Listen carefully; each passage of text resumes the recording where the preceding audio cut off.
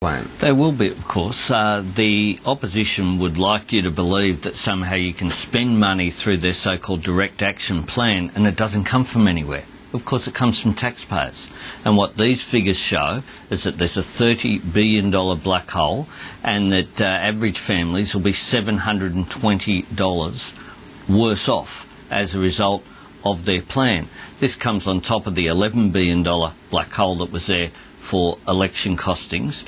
And just to take Greg's point, Greg would like it because I accept that Greg believes the science on climate change. The fact is he has a leader who has said that it's crap and has a majority by one, as Malcolm Turnbull has pointed out, in the coalition party room, who don't support action on climate change.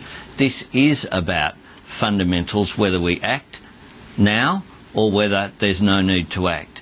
The fact is that some of the extreme comments in this debate do come from, we get very angry emails, and Greg would get them as well, from people alleging that the science is nonsense and the global conspiracy which has cooked all this up.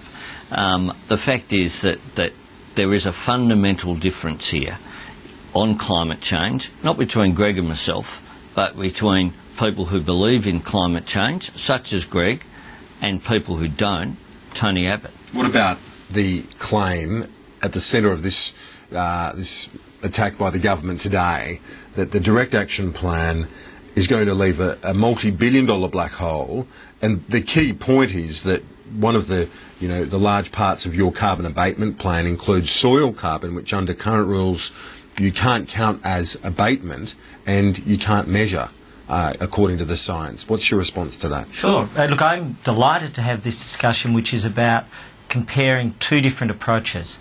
And it's important to understand the approach we've got is based on a very simple concept of going and doing real things to reduce emissions. It's based on the best system in Australia, probably the best system in the Southern Hemisphere, and arguably the best system in the world, which is the New South Wales Labor government's model. It's been highly effective. It has been highly effective. It reduces emissions at about $7.50 a tonne.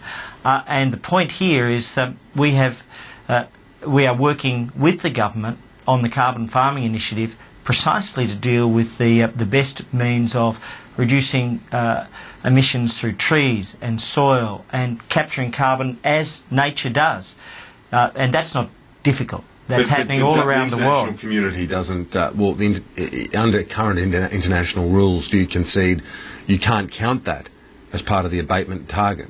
Now, we've actually set that as commencing in 2012, which is entirely consistent with the directions of the international community. And we know that, and we planned and prepared to make sure that soil carbon is counted. And the point is this: do you want to reduce emissions through real things? We do.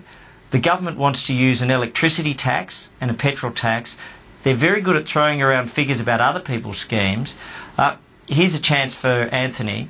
Tell us how much you believe electricity will rise by, because your own figures show a $114 billion total permit charge, or a $114 billion total cost to be paid for through electricity and petrol over the coming years, and your own figures show Which in figures, 1 year. Greg?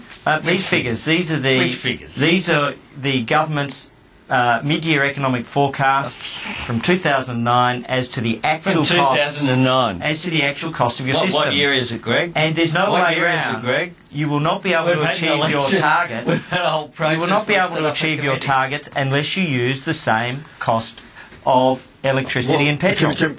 I'll get Anthony So, Albanese's response, but Electricity what about... and petrol going up? You tell us what they think. I'll get his response in a tick, but Ross Garno, the climate advisor, well respected, says some of your plan has positives, like the soil carbon, but you don't have any mechanism by which to fund it. That's not true. Therefore, it is going to cost consumers.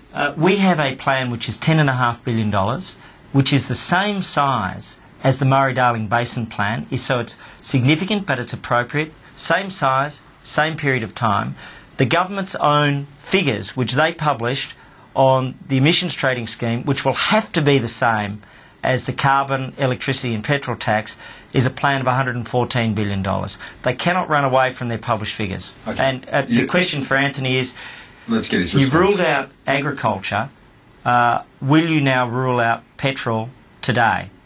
Well, of course, Gregory's done well in quoting 2009. Why not 2005 or 2003? We've got a process of a multi-party climate change committee that is working through these issues. Greg knows that, and he simply seeks to mislead.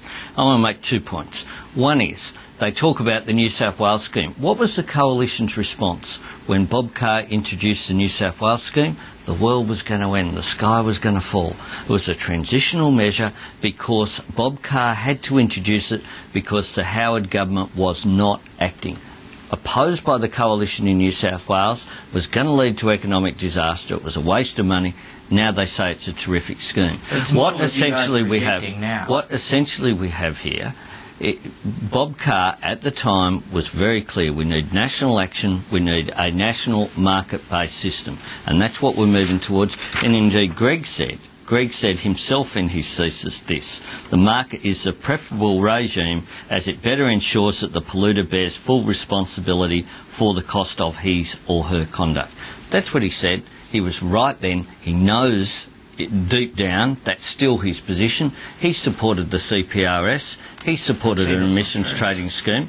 What, you didn't support an emissions trading scheme in the party room? No, the CPRS, at no stage have I ever supported your scheme because of the fact that it uses electricity. You didn't support the deal. At no stage have I ever gone and supported your approach of electricity and tax. I think you'll find a deal with McFarlane. I wasn't negotiating it, actually. No, but you weren't. I was in not the party negotiating room. it. Did you vote? Anyway, for let me. Just, you did. Okay, let's get Greg's response.